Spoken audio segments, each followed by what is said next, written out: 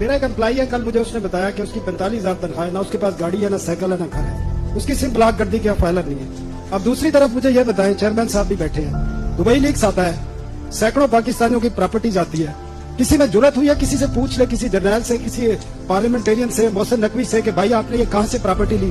एक 45,000 वाले की सिम ब्लॉक कर दी है जिसके पास साइकिल तक नहीं है, और आप जिनकी अरबों रुपए की प्रॉपर्टीज आई है उनसे किसी ने आज तक पूछा है, बल्कि ये मुझे बताया गया है कि FBI को शटअप कॉल दी गई है कि इस तरफ देखना नहीं है। दूसरा सर, लोग देखते हैं आपके एक्शंस को, जो पॉलिटिकल क्लास है, हुक्मरान है।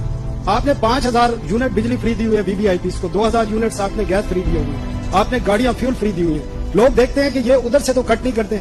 आपने बजट में नेशनल असेंबली सेनेट के 30% बजट इंक्रीज किया, आपने PM हाउस का बजट इंक्रीज किया है, आपने अपने एक्सपेंडिचर पे एक पैसे का कट नहीं लगाया, ऊपर इंक्रीज किया, और लोगों पर आप बोझ डाल रहे हैं। आप कहते हैं कि सैलरी बढ़ा दी हमने।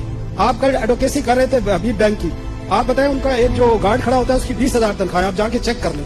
आपके MBA 25,000 रुपए पे आपका हबीब बैंक रखता है, तो सर आप किस तरह करेंगे? और ये जो मीडिया वर्कर्स बैठे हैं इनकी 10-10 साल से तनख्वाहें नहीं पड़ी, और ज्यादातर लोगों को कैश तनख्वाहें मिलती है मीडिया में। आज तक FBI ने पूछा है किसी मीडिया से आप कैश तनख्वाह क्यों देते हैं? एक टैक्स लोगों के टैक्स कटते हैं, जमा नहीं कराए जाते, पूछा है FBI ने? आप बातें करते हैं, आप सिस्टम ठीक करना नहीं चाहते, आप एक्शन, लोग आपके एक्शन को देख रहे हैं, लोग इसलिए चीख रहे हैं कि आप अपने एक्सपेंडिचर कम करने को तैयार नहीं है, लोगों को मैसेज देने को तैयार नहीं है। ठीक है जी, देखिए